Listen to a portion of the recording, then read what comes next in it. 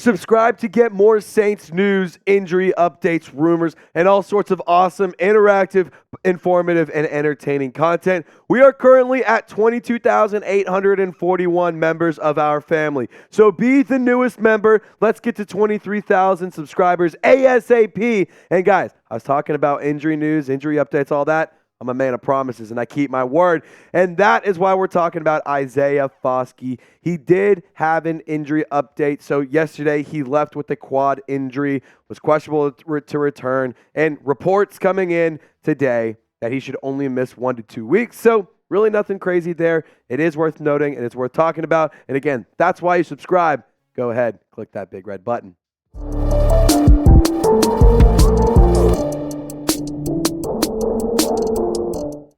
Let's talk some overreactions and let's have some fun. So I just want to preface with this. Some of these overreactions are mine. Some of them are what I've seen on social media from y'all, from other Saints fans, and from other Saints media outlets and stuff as well. But here is my number one overreaction. The New Orleans Saints will be playing football in the postseason, and I guarantee it. And here are the current NFC South standings so you can see it. New Orleans, back on top, where they belong, where they should be, where they never should have not been, on top of the division. And Atlanta Falcons, 4-5. Thank you, C.J. Stroud, for also beating the Tampa Bay Buccaneers. Thank you, Josh Dobbs, producer Seeps, for taking down the Atlanta Falcons. F those dirty birds, F those scumbag team.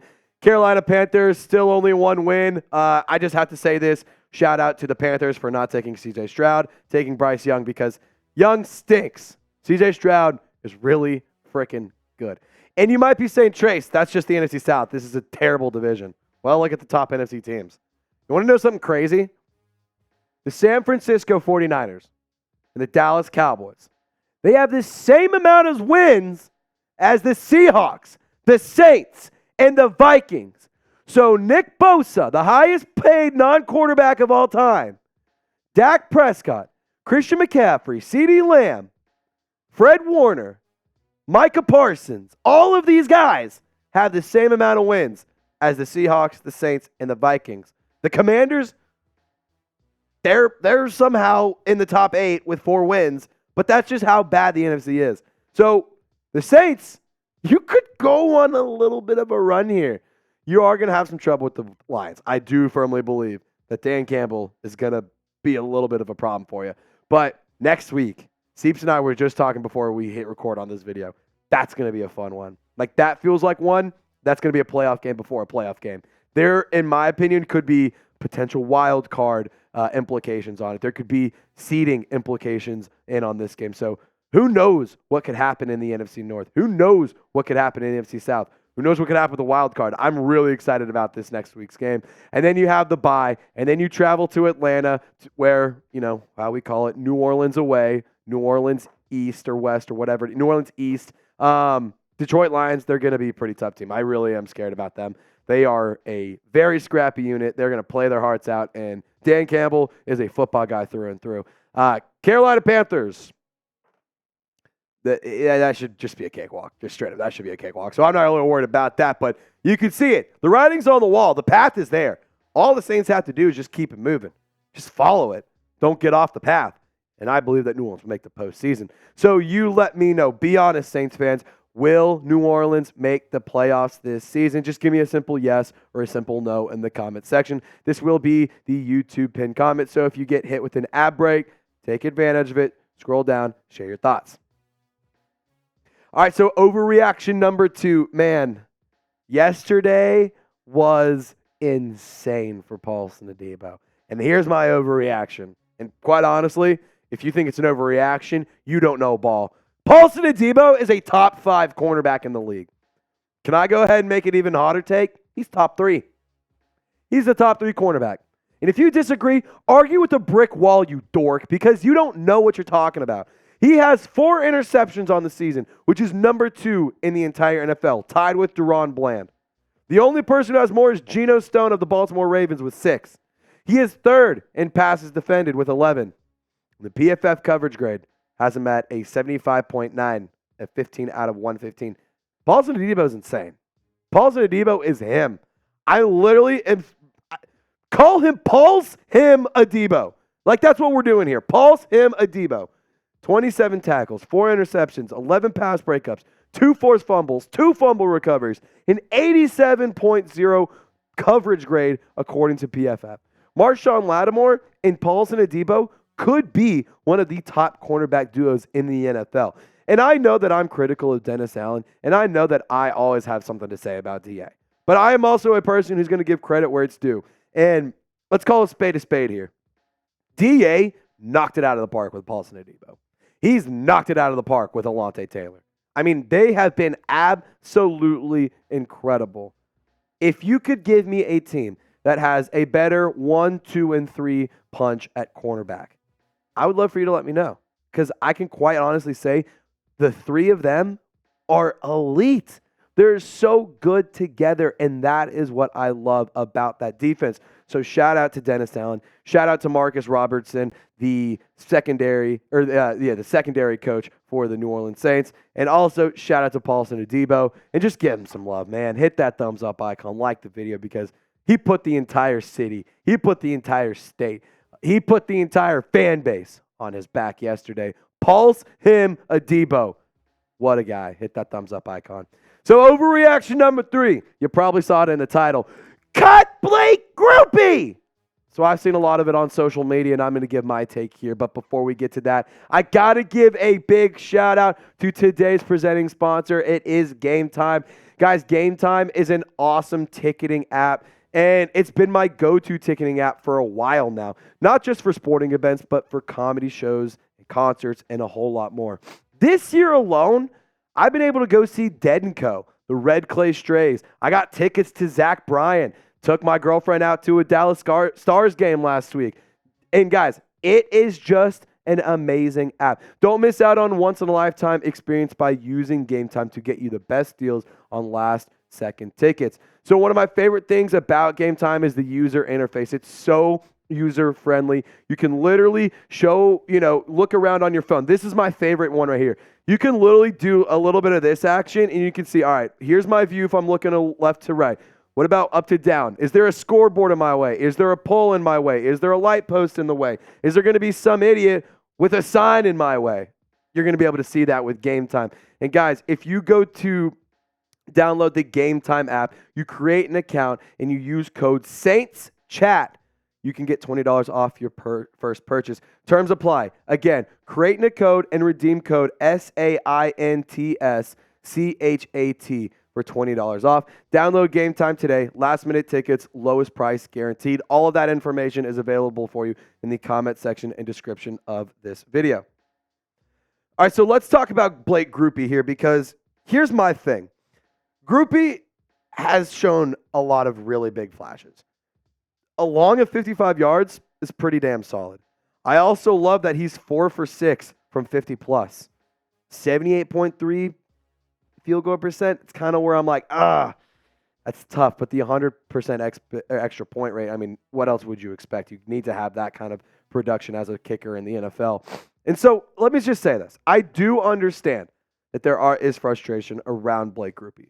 I get it. He's missing kicks. He's missing kicks in key moments too. Whenever he missed the field goal yesterday against the Bears, it kind of gave me that same scare and that same feeling that I got when in that Packers game when he missed the field goal. I was like, oh, crap, here we go. We're going to lose this damn game. Just death taxes and the Saints blowing it. But I will say this. He's shown us some really, really good things. He's shown us a lot of promise.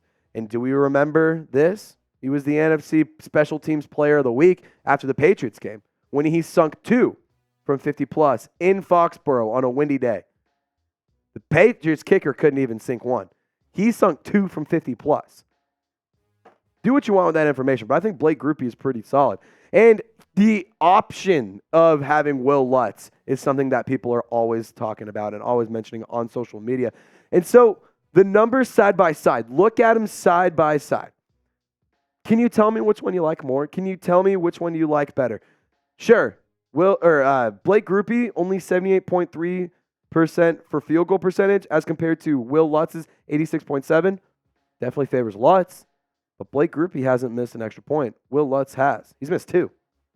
Blake Grupe is good from 55. Will Lutz was only good from 52.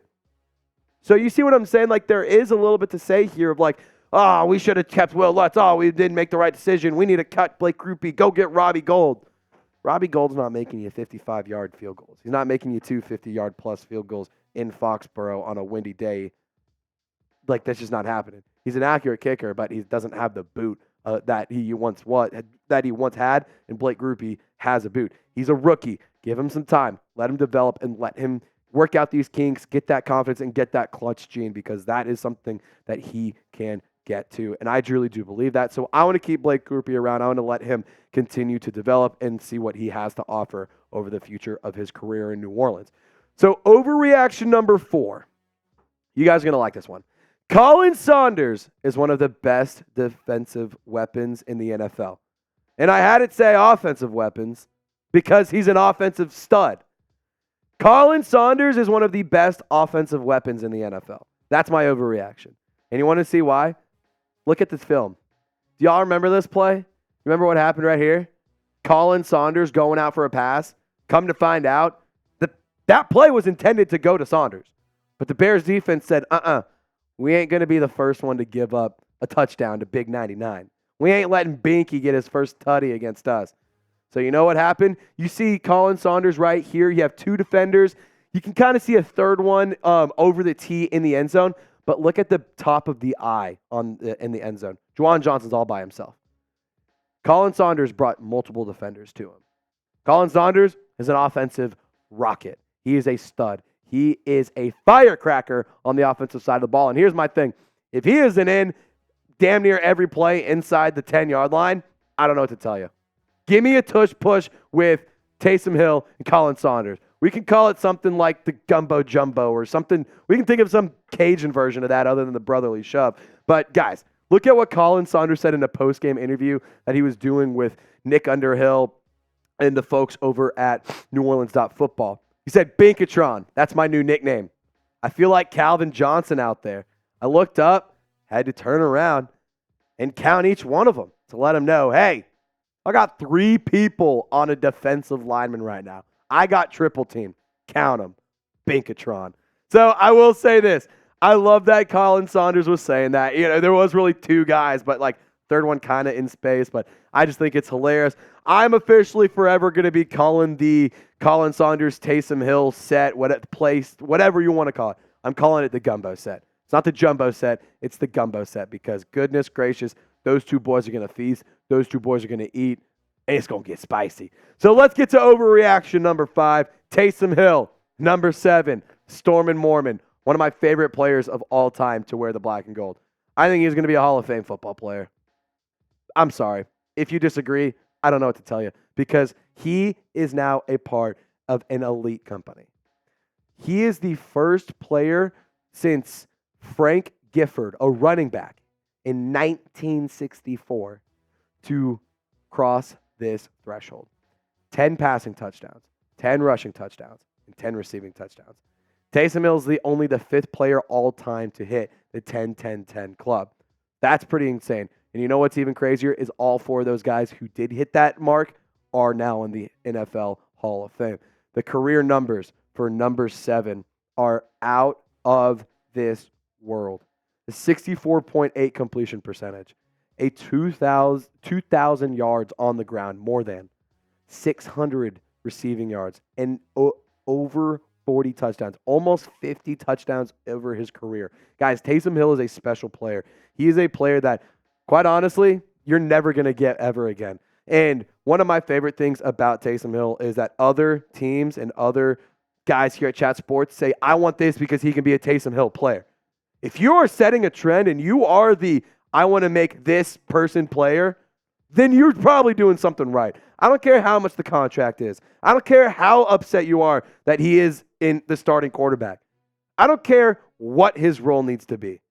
He just needs to be very active offensively every single game. So history in the making by number 7. Congratulations, Taysom Hill. Show him some love by typing number 7 in the comment section. I mean, that is not an easy feat to do. One of 5 people in the entire history of the NFL to get 10 touchdowns, 10 receiving touchdowns, or pass for 10 touchdowns, catch for 10 touchdowns, and run for 10 touchdowns. Say that 10 times really fast. But type 7 and show them some love in the comment section. And as always, Saints fans, you can find me for more coverage, more information, and more just Saints content in between these videos. If you hit me up on X, formerly known as Twitter, at TraceGerard48, the link is in the comment section and description of this video. I look forward to hearing from you. Shout out to you, Saints fans, and hope you enjoyed your victory Monday. Y'all stay golden. We'll catch you next time.